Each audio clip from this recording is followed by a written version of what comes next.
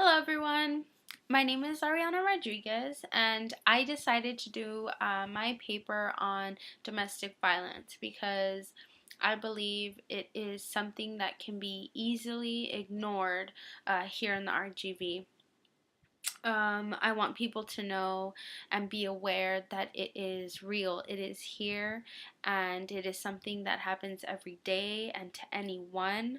Um, and we can't continue to let it go by. And we need to, if we do see or encounter something, we need to speak up, be courageous, because we never know, we might be saving or changing someone's life for the better. So let's go ahead and get started. So, what is domestic violence? Domestic violence is physical and emotional abuse that is illegal. It is behaviors that are used by a person to control the other person. They can be married, in a relationship, separated, dating, a child, gay, lesbian, male, or female. Domestic violence does not have a preference. What is violence? Violence can be physical assault like hitting, slapping, pushing, shoving, or sexual abuse, meaning unwanted sexual activity, and also stalking. Are there other forms of abuse? Other forms of abuse that are not criminal offenses but can lead to violence, for example, withholding money, preventing the person from acquiring a job, and preventing the person from their family and friends. And I just want to focus on that last part because I do hear that from time to time. Here in the RGV. It may be very nice in the beginning or midway through a relationship that he or she loves me so much, and that's why they don't want me off with my friends and my family because they just want me all to themselves. Really, that is not healthy. That is more of an unhealthy obsession, and it is still a form of physical or domestic violence. And even though it's not criminal, it it still falls under the category of abuse. Violence can happen in many ways, all at once, all the time, or once in a while. The victims can be any sex, race, age, gender, religion, or education. Domestic violence is preventable and is never the victim's fault. Furthermore, domestic violence can happen anywhere, and that does include the Rio Grande Valley. So I provided a link here, and that is where I found this table at. And as I search for percentages of anything having to do with abuse in the RGV, it was actually really tough to find, but I don't find that surprising. I believe since it's not seen often, I think, or that I think that it's not of urgent concern. Like if it was seen all the time, then people would be talking about it all the time, and there would be links and tables and data and numbers and percentages. But when I go on there, when I went online to find these, it was real generalized. It was just about, or mostly about, Texas overall. There was nothing really specific to the Rio Grande Valley, and they weren't even in categories. So, domestic violence on women, domestic violence on men, domestic violence on elderly. So I was barely able to get this table, which I'm really happy about because I get to show you all. And so this table gives us a comparison of 2014 and 2015, and it's based on our counties. So the Cameron, Hidalgo, Star, Willacy. And I just want to focus on the, let's see, investigations assigned, which are a lot, and all of them do increase in 2015. I apologize that this picture did not come out clear and big, but it was the best I can do. Next, I do want to focus on confirmed child victims.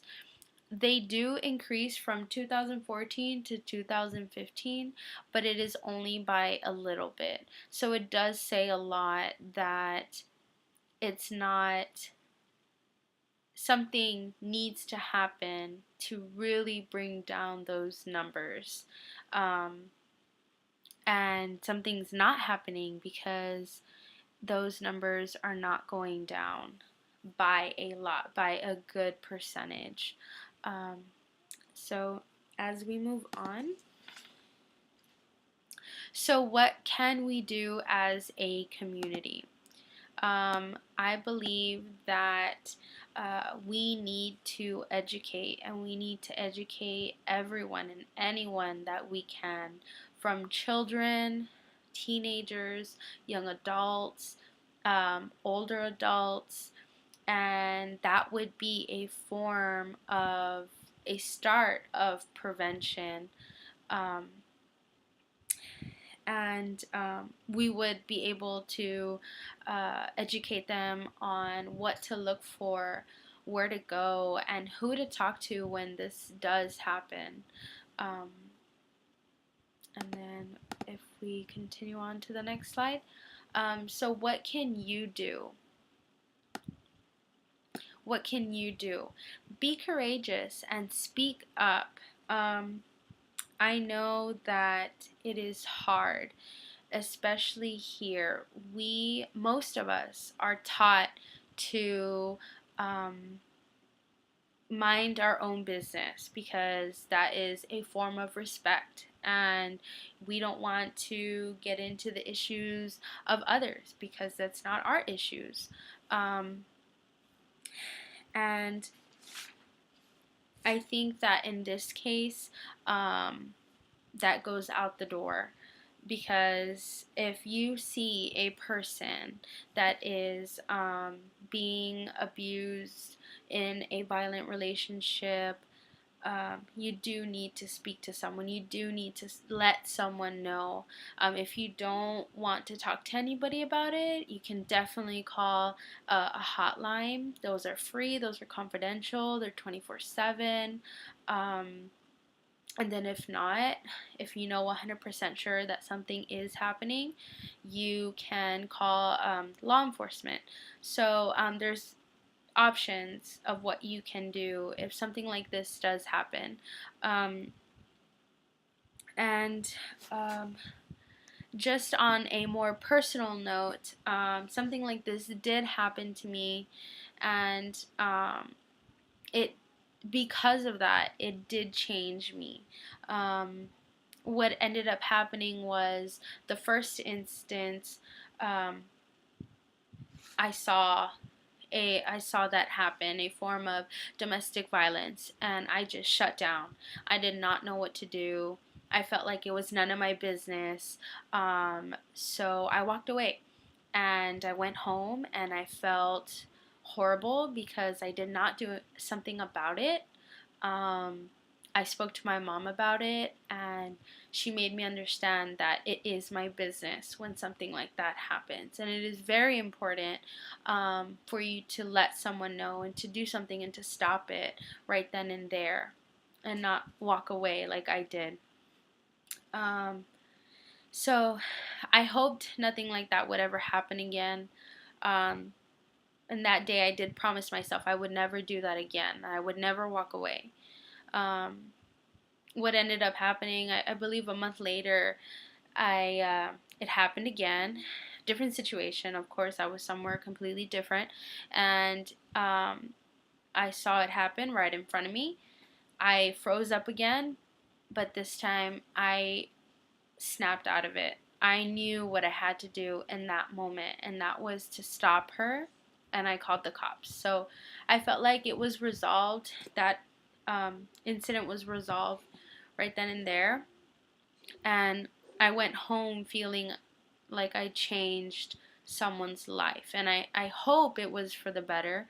Um, you can only hope because I can't follow up with what happened. But I didn't go home walking away. I went home and I knew I did something about it. So I just encourage everyone and anyone to be courageous and speak up if anything like this were to ever happen to you. Um, don't feel like it's none of your business, because it is definitely 100% your business. So you never know. You can save someone or change someone's life for the better. So this is why I did my paper. It is ingrained in me. I learned something. I feel like I'm a better person. I am stronger. I'm not hesitant. So yeah, and I encourage you. Um, I encourage you. So let's go ahead and move on. So this is, let me get this out of the way. So this is the Family Crisis Center. We have this in Harlingen. I think we also have one for women here in McAllen. And these are all the services that they provide. And then my last slide, which is the hotline, and that's the number. Like I said, it's free, it's 24/7, it's confidential, and it's nationwide. Um, so, um, if you ever have a question, um, or feel like you don't want to go to law enforcement because you're not 100% sure, you can definitely call them. Or if not, like I said, you can definitely, talk to your mom, your grandma, a friend, just someone to let them know what you saw so you can have a second opinion if you're not 100% sure. So thank you very much to listening to my story and my presentation. This is what I wrote my paper on, and I hope that you got some form of knowledge um, for yourself, for your future. Thank you so much for listening.